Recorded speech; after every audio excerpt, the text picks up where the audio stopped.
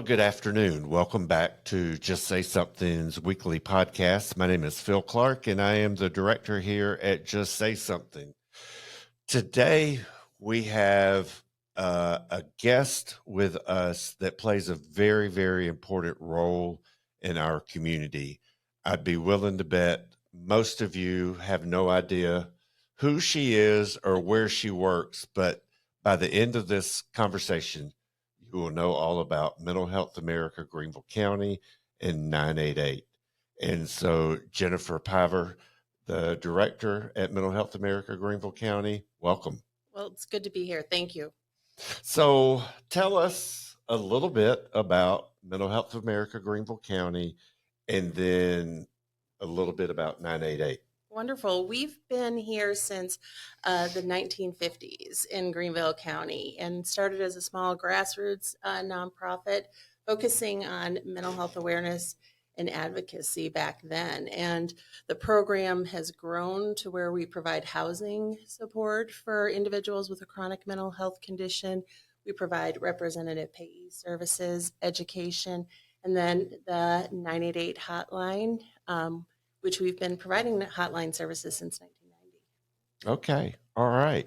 So through 988, so that's gone through some changes recently. It has. Can you tell us a little bit about that? So 988, that 3-digit phone number, rolled out to the nation in 2020. But really, it's a service that has been there since 2005. And we've participated in the Lifeline Network since 2007. What they realized on a national level is when you're in crisis, looking up a 10-digit phone number isn't always easy or something you think of to do. And we wanted to normalize mental health, substance crises, and let people know that there's a place they can call. Hence the easy to remember 3-digit 988. Mm-hmm. Yeah. Goes along the line of 911 and for the police and fire and ambulance, and then 988 if we feel like we're in some type of a crisis and we need to talk to someone. Exactly. What type of resources or what kind? So someone calls 988. Walk us through that. What should they expect? Okay.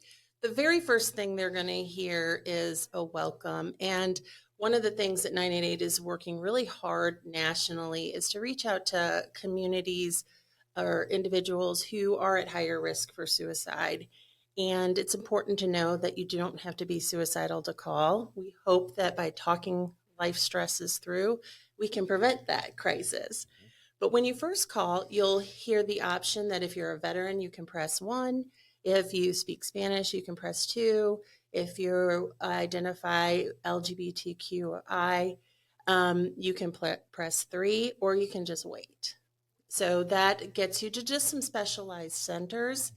And then your call is routed to the area code of your phone number. So in the upstate or in South Carolina, there's Mental Health America. And now there's a second center in Charleston through DMH. But they'll come to us. And our number one tool is to listen. I always say we have enough people in our life telling us what we should do, how we should do it, when we should do it, Right. but not really hearing what people are going through. So we're there to listen without judgment and, screen for suicidal thoughts and then provide community resources, connect you to the services you need so that you have them outside of that intense and emotional moment. Sure. So let's talk a little bit about the people who answer the phone. Okay. Tell us, are they volunteers? What kind of training do they have to attend? Because, I mean, you can't just, hey, I want to volunteer to answer the phone, can you? You cannot.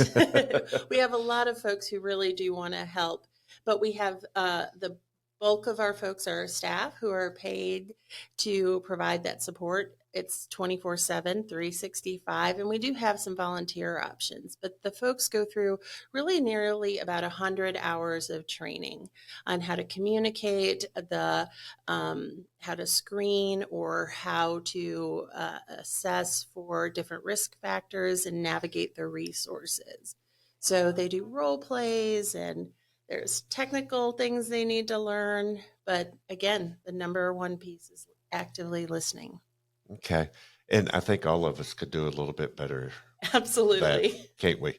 Um, so you alluded to this a little bit. So suicide is one of the top reasons. What are some of the other reasons that our listeners may be out there thinking, well, I don't know that I would call the crisis line for this. So what are some of the other topics that y'all cover? Absolutely. Suicide is one of the reasons people call, but it's really not the number one reason. We have folks who are worried about a loved one, so it's important to know that you yourself don't have to be in crisis. If you're worried about a loved one who's having thoughts of suicide or needs resources, please call. But, we all have stress, whether it's relationships, bullying at school, abuse, work, unemployment.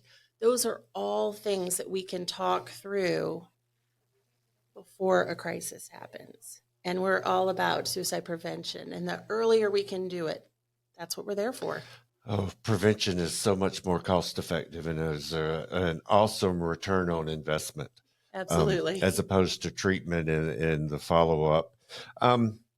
So 988 is part of a national system. Mhm. Here in South Carolina, based on area code, the calls will either come to Greenville County or to Charleston County. Right. What if those lines are busy? Well, first we send them to each other. So we're each other's backup. Okay. But then if we're tied up, then it'll go to a national partner, which is the beauty of having such a coordinated system, is that even if you have to wait just a little bit, please stay on the phone, because literally thousands of people are waiting to answer your call. And you can text too. Oh, so do you text 988? Mm-hmm. Yep. And so someone will respond? Yep. That's And awesome. yeah, and they've started, well, there's the chat you can get to at 988sc.org. And most recently, they have ASL Now with video relay with a crisis counselor. So it's not just interpretation services. And they can get that by going to 988sc.org as well. Oh, wow. That's great. Yeah. So that leads me to the next question. How do you promote this? It's our organizations have worked together for a long time, and our issues within the community are greater than any one entity. Absolutely. And so I'm all about cross pollinating, if you will say, promoting. But how, as far as 988 or Mental Health of America, how do you get the word out about this wonderful free service? Well, I mean, like you said, collaboration is everything, and collaborations with partnerships with you and the Power Collective and Wellbeing Partnership are instrumental, because you all see more of the folks than we have the resources for currently. We're also real excited that the legislature has passed so that it's on all the student ID bills, 7th grade and up. They're looking to expand that age group this year. So that's another way. We work with the State Department of Mental Health to do more broad scope radio, and hopefully TV will be coming out soon. But word of mouth and anywhere we can, and podcasts. So what you just said made me think. So how young can someone, because if you're promoting this in middle schools, our schools have really changed over the years. Absolutely. That's got to be so hard for those kids. And so part of your training for your staff is based on the age of the person on the other end. Absolutely. And we've talked to youth as young as 7, and it is heartbreaking, but we're so grateful they know who to contact.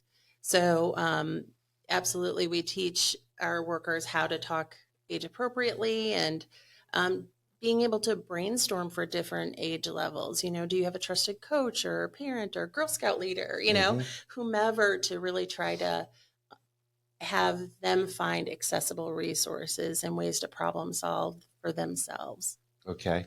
So where do you see 988 in, say, 5 years? Oh, I see it hopefully in every corporate employee assistance program, and really with all the schools. That's so important, on magnets on refrigerators, and most importantly, 100% answered in state on calls, chats, texts, everything. It's so important for them to be answered in state because we know the community resources. I can call you and say, hey, we've got this individual who needs help, or let them know about DMH's mobile crisis unit. Another state won't know that. And one important thing to note is that 988, the spirit of it is always about the least invasive intervention. And the least invasive intervention is us just being together and talking. And listening. Exactly. So Yeah. people fear that we're going to call 911. That is not what we're about. That's the last thing that we consider ever. Okay. All right. Wow, that was a lot of information. It is. You know, is there a website people can go to? 988sc.org. Okay, 988sc.org. That's pretty short and to the point. Yep. Any last words or last thoughts you would like to share with our listeners? I would like to say that, 988 really is a new number for hope, so that you can have time to think through what's going on, find other different resources, because sometimes when you're so distressed, you get that tunnel vision and just can't think outside or wider. And that if you're concerned about someone, we're here for you too. That's great to know. Hope. So many of our families and so many of our kids don't know what hope is. Absolutely. And a lot of us are blessed. Yeah, absolutely. For sure. But in our community, there's another part of our community that's not as blessed as some of us are. And they need help. And so I was going to end, but I'm going to come up this last question. Are you able to go to churches or community centers to speak, to talk about 988 and the programs and resources that you have available? Absolutely. We will talk wherever we can. And I think it's so important because this increases accessibility to care. We're confidential, we're free, and we can connect you. We're here 24/7. So we want to get the word out as much as we can. And how do they connect with you to do that? 988sc.org? Yes. There's a link to get to us there, to contact us, to come on out. Okay. All right. Well, there you have it, folks. 988. It's so important for those in our community. Jennifer and our other providers that we work with see it day in and day out. And I like the hope piece because we use the word hope a lot. And so, Jennifer, I want to thank you for being here with us today. And I look forward to next time, and look forward to growing the relationship between Mental Health America, Greenville County, 988, and Just Say Something. Absolutely. Thank you so much for having me. Thank you. Have a good day. All right, folks, that'll do it for this week. Stay tuned, and we'll be back next week with another topic. Until then, have a great day.